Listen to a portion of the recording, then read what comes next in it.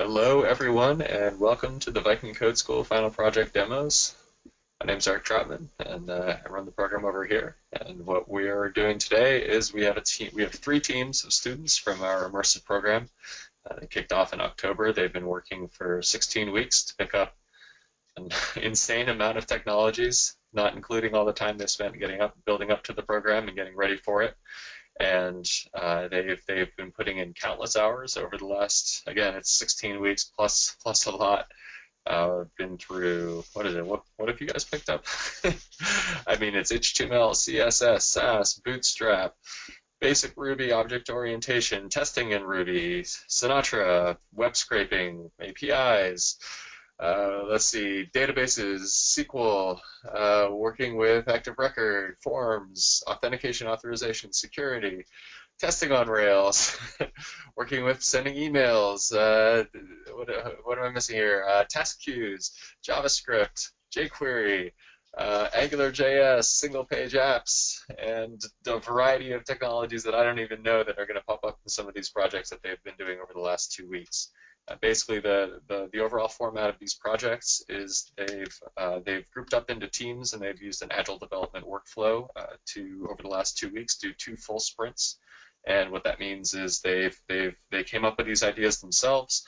They created mock-ups, they pitched the ideas, they formed into teams, they put on their product manager hats and came up with user stories, converted those user stories into points values as an engineering team, built out an agile backlog, chopped it up into agile sprints, and then every day they've been having scrum meetings and code reviews, acting as real engineers on real engineering teams while they've gone through and produced these projects. So this is officially the end of sprint 2. This is their official demos and presentations, and then we have 3 really great teams who are going to show you some pretty cool projects. So I won't steal the thunder by introducing the project specifically. I think what we can do is just kick off. In terms of the way the format's going to work, we will do, generally it's broken up into 10 minutes to demo the product itself, and then 10 minutes to demo the underlying technical. That could be a little bit fluid, but after 20 minutes we'll break and have about 5 minutes of questions in between. And so if you want to ask questions, feel free to do so on the Q&A section of the GoToWebinar viewer. And otherwise, I think we're in good shape. We can kick off. James, I believe you guys are going first, so I will step away. Let's get you your presenter role, and you are officially here and good to go. Hello, everyone. I'm James Harris. I'm a member of the team that's working on the GIAL Planner.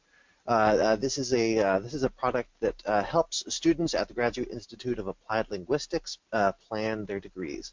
I'm James Harris. We have Luke Schleicher and Alexa Anderson on our team. Alexa is you can see Luke here.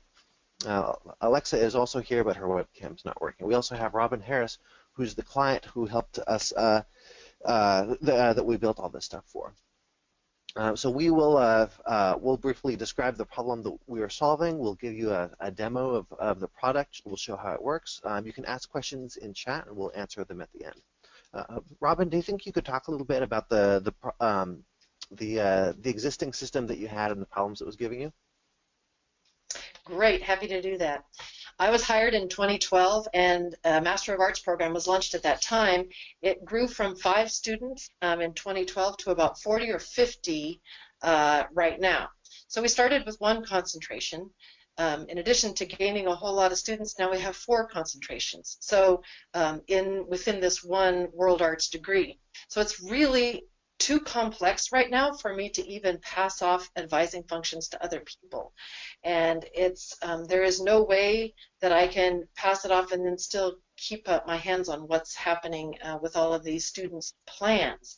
Each student has an intended plan of study, an IPS, which is kind of the way we keep track of things right now is an individual Word doc that has that student's individual intended plan of study. So my problem was I had no way of keeping track who is currently taking which courses or when, what are intended graduation dates, comprehensive exam dates. I just had everything in these individual files. I didn't have any way of knowing when I'm going to need extra teachers because there's going to be too many students in a certain class, or if I can tell a teacher to take a semester off if there's not going to be enough students for that class. So it was just very, very difficult for me to keep track of what was going on because of the growth of the program. And the students have developed this amazing program for me that allows me to see the course load by semester, and you'll see what they did, but it's just amazing. All right. I'll start out showing the mock-ups that we created. So so the first thing we did is I sat down with Robin and we figured out what all the database entities were and how they were going to relate to each other. This is a visualization of our different SQL tables and how they relate to each other. As you can see, there's a lot of data. It took us a while to put all the pieces together. These are the mock-ups that we created to figure out what the different screens should look like, which features should be available to admins versus advisors, what the different screens like, how they're going to link into each other, and so forth. This is made in Figma, which is a really nice interface design tool. It's kind of like Adobe Illustrator mixed with Google Docs. It's been really useful for our team. So I'll give a quick demo of how the product works. This product is intended for use by the advisors at GIAL, not directly by the student. So an advisor will sit down with the student and help them figure out which courses they need. So I'll log in here as the admin. Hang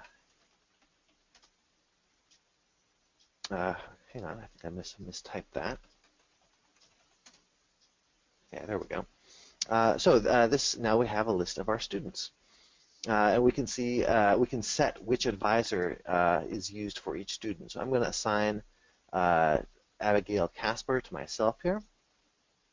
So she gets pinned to the top, and she gets a star next to her because she's my student. So now I'm going to click on her, and so this is where we edit the intended plan of study for this student. First, we can pick which concentration she's going to be majoring in. Let's pick applied arts, and so that sets which specializations are available. These are the different courses in each specialization. So let's say that Abigail wants to take oral tradition and literature and discourse analysis. We check the boxes for these. These courses go into the intended courses box here on the left. This box gets a green border on it, which means that she's meeting all the requirements for this specialization. She has the right number of units she needs. So now let's go in and schedule some of these courses for her. We do that here in the Schedule Courses tab. So the courses that she is intending to take show up here in the Unscheduled Courses box. We're going to click and drag on one of these, and so the system highlights for us which terms she can take this class in. So let's schedule this one for fall of 2017. Let's schedule Applied Arts for the same, and then Expressive Form Analysis she can take in fall of 2018. And then Directed Practicum and World Arts will get scheduled for spring of this year, and Discourse Analysis will get scheduled for spring of next year. So now we come back to the Choose Courses screen. All of these have been marked as scheduled, and so now the student knows which courses they need to take at which time. We'll also come over to the summary screen.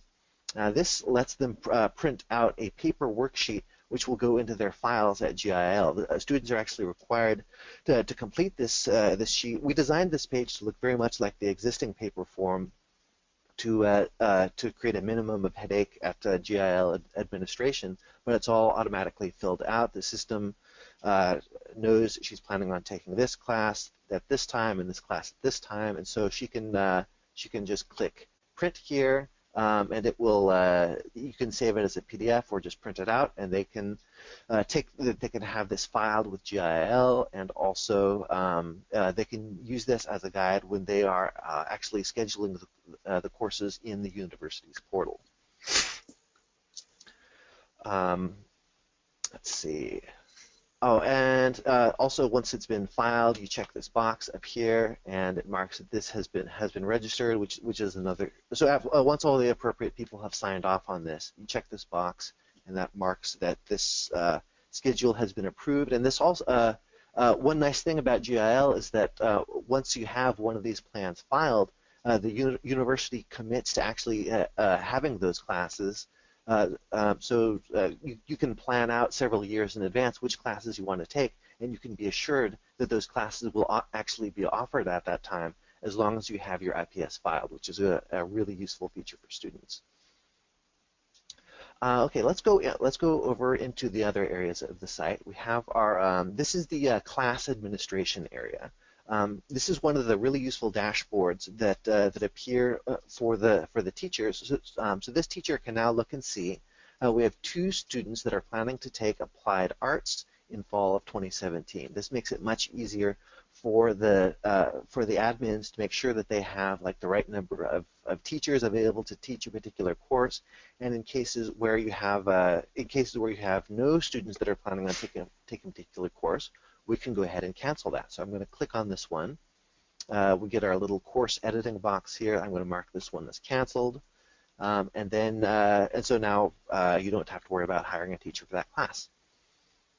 You can also filter your courses up here if there's one in particular you're interested in. Let's say Survey of World Arts. Now I don't have to hunt through this big list. It's just it's a convenience filter. The other area of our site is degree management. Right now we only have 1 degree, the MA with major in World Arts. There's room in the system to expand it with more degrees, but we'll edit this one for now. We can edit the name of the major up here. We can let's see, we can add, remove, edit concentrations. So these are the concentrations that you see in here. I'll open the student's IPS in another tab. So this is the list of concentrations in here, and each concentration has the different specializations and categories inside of it, and different classes in here. So the admin here can decide how many units are going to be required in a class, and they can add classes that are available to take within that. So let's say expressive form analysis is now offered in this specialization. As long as the number of units that the student is taking is equal to or greater than this number of units required here, then they meet all the requirements for that. So then you save concentration down here and save the degree, and the system updates. So yes, the system is amenable to reworking the structure of the degree as that becomes necessary in the future. All right, I'm going to turn over to Luke. He's going to describe the technical architecture behind our app here. Thank you, James. So I'll tell you a little bit about at a high level how this app is built. So we are, can you all see my screen there? Looks good to me. Yes. Okay, thank you. So so the app is it's on Rails, running on Rails. It is with a Rails API, which means that it is interacting with the server with the database, which we're using PostgreSQL for, and it is serving that data as JSON to the front end. And the front end we built using Angular, and that encompasses the majority of the interactions of the app that you saw. To deal with some of the login and logout, we are using a Devise, and so that's how we're dealing with authentication. And then once the user is logged in or logged out, at that point, the Angular app takes them the rest of the way, and they can interact with the app that you saw, that James showed you. And yeah, that's at a high level what's happening there. Yeah, I'd like to talk a little bit about some of the challenging technical aspects that we faced. I mentioned we used Devise, which is great for us to take away a lot of the problems related to authentication, but we had to configure it in some ways because typically Devise is expecting that users will sign up for themselves, whereas in our app we want an admin to be able to add new advisors and to create advisors and to sign them up. So there was a bit of configuration related to that that had to take place.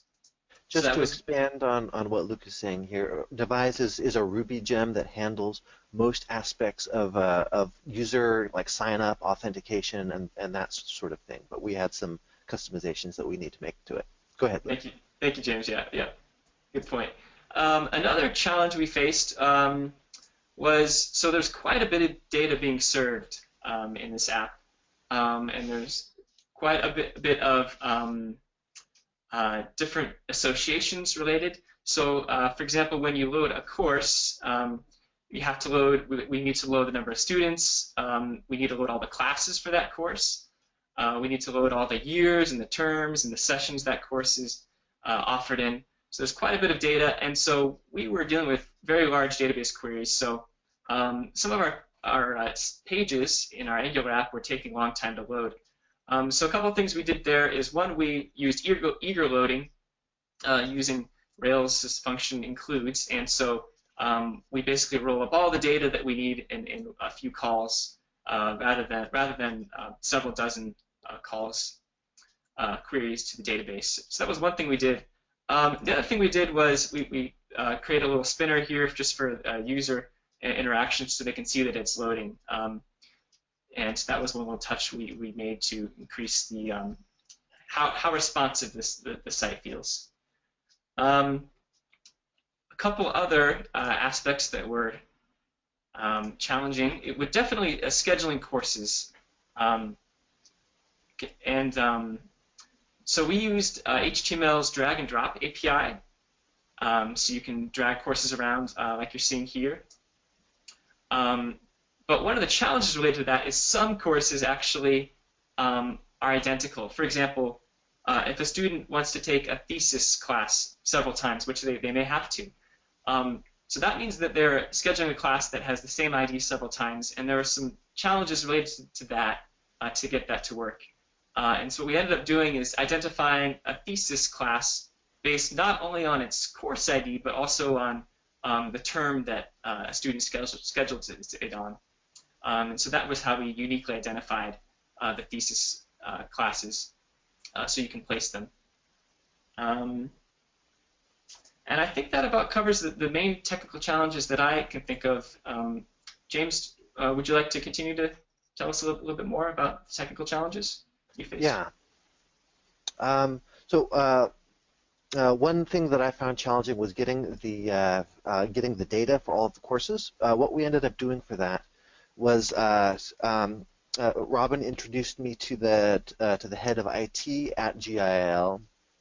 GIAL has a site that keeps track of all the different courses. It's a WordPress-based site, and what I ended up doing was using a virtual private network, a VPN, to dial into their system and basically download a CSV full of of all the different course data.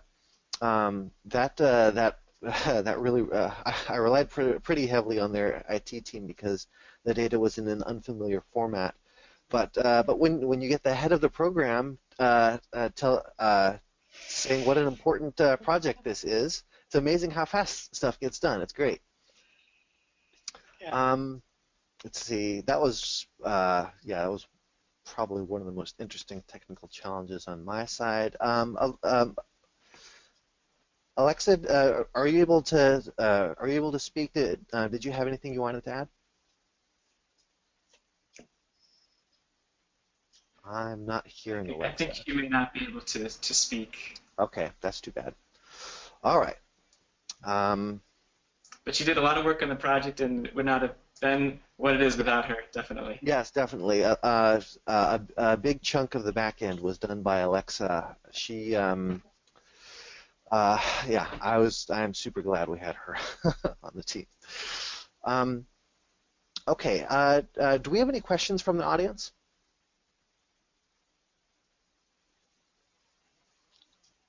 I'm not seeing anything in the chat. I have a question, actually. I'm sorry, it took me a second to get unmuted. Okay, go ahead, Christian. said you were using Rails kind of as an API here, right? Did that change anything as far as how you ended up deploying it, or just like organizing your code, or did you sort of have your whole front end nested inside the Rails app, or did you try to keep them separate? We pretty much used the techniques that Viking taught us. We have our the only real point of division was that a lot of the authentication stuff with Devise that had to be kept outside of the Angular app. So we ended up like making two copies of the nav bar, for example. One that was one for when you're logged out or you're editing your stuff through Devise, and one that is used when you're logged in through the Angular app. They look identical, but there's some subtle differences behind the scenes. So yeah, connecting some of that stuff, it wasn't always perfectly straightforward, but generally we used the techniques that Viking taught us, and they served us pretty well. Great, thank you. Any other questions? You mentioned that you had to do eager loading because you were loading a lot of data from different places. Did you have to do anything else for database optimization to get your app running faster? Or was the eager loading the problem solver? That was the main change that we made. Another thing we did, of course, is just index foreign keys in the database just to make sure that the columns that we're going to be calling often are indexed. So those were the main optimizations I would say we used.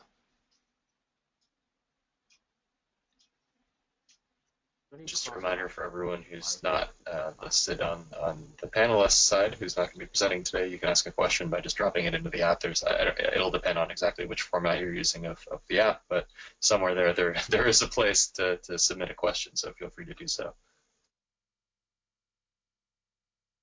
We do have a few more minutes, so if you want to address any questions, fire away. One feature I found interesting was your print to PDF function. Can you detail how you were able to keep your CSS consistent with the PDF print, or how you had that page created? Yeah, that's a great question. So that is, yeah, we have a style sheet for that. We're making a custom media query at media print. So for that page, we've made a few custom styles so that we're only printing things that we want, and so that it's displayed well on paper as well, and not just the web. So that was a pretty key change. Yeah. Could you tell us a little bit about how it was working with the client? I don't think many of us have experience with that, and I'm curious as to how it went. Having a real client was super amazing because we pretty much any time we wanted to have a demo and verify that the app was actually going to be used the way that and anytime we wanted to verify our own assumptions about how the app was going to be used, we would just schedule a meeting with her. She made herself very available to us. We had I think we had a couple of demos during development. We also added her to our Slack channel so that we could, anytime we needed to ask her a quick question, we would just ping her in Slack, and she'd respond very promptly. It was super beneficial having her on the team. The Scrum approach worked really well for us. As you guys may know, a big part of Scrum is embedding like the final end user deeply into the process of making this, rather than developing everything up front and only consulting with them at the end. So having exposing our development process to the client, I feel like it helped us a lot. It helped. It also, there were a couple of cases where we thought we were going to like build some big feature, and we talked to the client about it, and she said, you know what, that's not really important. So we just skipped over that, and it was great. Robin, do you have any comments on somebody who's not really into writing software? Do you have any comments on this development experience? I'd be happy to talk about that. For me, it was so overwhelmingly positive.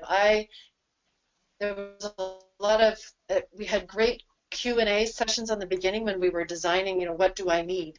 And I expected actually that there would have to be a lot more contact with me. And I was amazed when those initial Q&A sessions designing what we wanted, I would not hear from them for a long time, and then they do this demo, and it was like magic. It was everything that I had dreamed of, and sometimes more. I was really overwhelmed and happy, and for me, this is like a dream come true. This is something that's been the hugest headache in my life.